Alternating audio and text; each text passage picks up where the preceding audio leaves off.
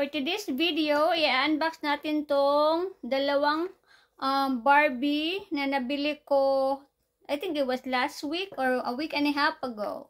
Medyo pagod ako sa trabaho at tinamad akong mag-vlog, so hindi ko siya na vlog kaagad. But yeah, let's unbox this two Barbie that I bought from Walmart. So if you have seen my previous vlog, yung 2 weeks ago I think, in-unbox natin si Barbie Astronaut. Binalik ko siya sa box, guys, kasi ayaw kong itapon yung box niya. And kasi pag umuwi kami ng Pilipinas, ilalagay ko siya sa balikbayan box, and it's nice to be in the box because parang maybe someday we can resell it pag nagsawa na ako sa kanya. So yeah, in-unbox natin si Barbie Astronaut, and I thought I told you that I'm gonna buy the Barbie Rewind and the Totally Hair Barbie.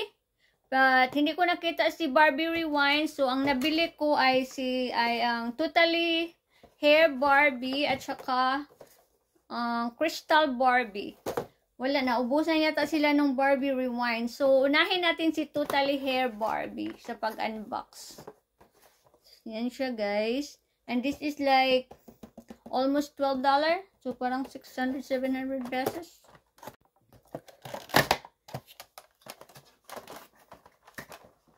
So, mahilig ako sa Barbie, guys. I have a collection of Barbie. So, pag may magustuhan ako at pag may hindi naman sila masyadong kamahalan, so binibili ko siya. Kasi I'm collecting Barbie, and these styles are new styles for me. 'Di ba? Ang laki ng ano nila. Oh, grabe, Totally Hair talaga kasi puro siya buhok. Yan, oh, ang cute. 'Di ba? Ang laki ng ano niya, ang laki ng face niya, tapos ang liit lang ng katawan. This one doesn't have any mouth. Wala siyang bibig. Yeah. I just can't see it. And ano talaga siya? Totally hair. Kasi yung buhok niya, oh. Kung gaano kalapad yung mukha niya, gano'n din kalapad yung buhok niya. Tsaka ang liit ng katawan. Diba, new style for me, kasi very recent ko lang sila nakita sa Walmart. Ouch, hindi na mahulog. Ang ganda niya, diba? Tsaka siya the pink headband na may flower decoration, tsaka yung earring niya, pink na triangle. She had a pink shoes. Yeah, this is very cute. Wala lang siyang she doesn't have mouth. I think the first one that I unboxed was this. She had a mouth in it, I think. Yeah, that one. She doesn't have any. Baka nakalimutan nila. Yeah, it's so cute, diba? For 600 pesos. Maybe someday, pag nagsawa na ako sa kanila, I might resell them. But I plan to keep them.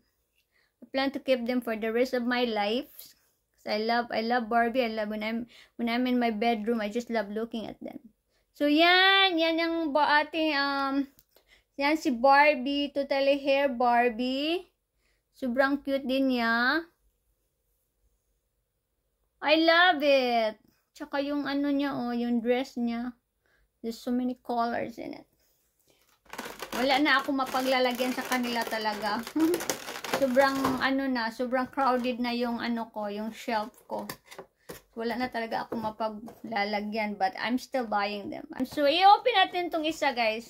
Ang Crystal Barbie. It's unboxer. Yan, dan siya, oh. Natin siya. Labas natin siya sandali. Ibabalik ko rin sila sa box, guys. Oh, I think I like this. I love the packaging of this one better. Oops. And here she is. Super pretty. Mas maganda siya dun sa Totally Hair Barbie. At saka meron siyang at least she had a mouth.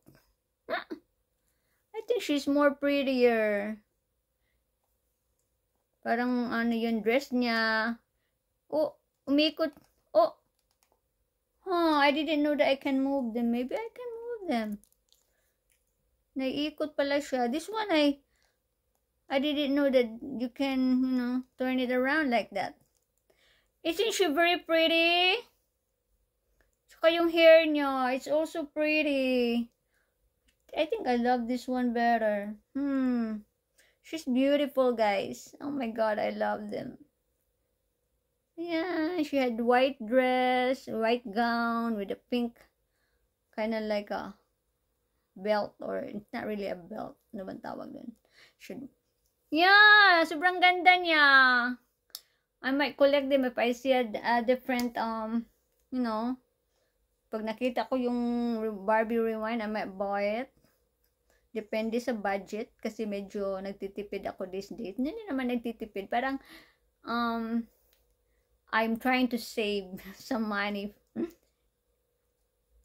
Yan. Para makauwi ako sa Pinas, hopefully makavisit ako sa Pilipinas next year. I'm trying to save money for my ticket. Crystal Barbie. Pag may malalagyan ako sa kanila, baka i-unbox ko sila. But I really don't like unboxing my Barbie or my other stuff. I like to keep them in the box kasi madali silang punasan. Pag ano ba yung dust sa Bisaya? Pag may abog na ba?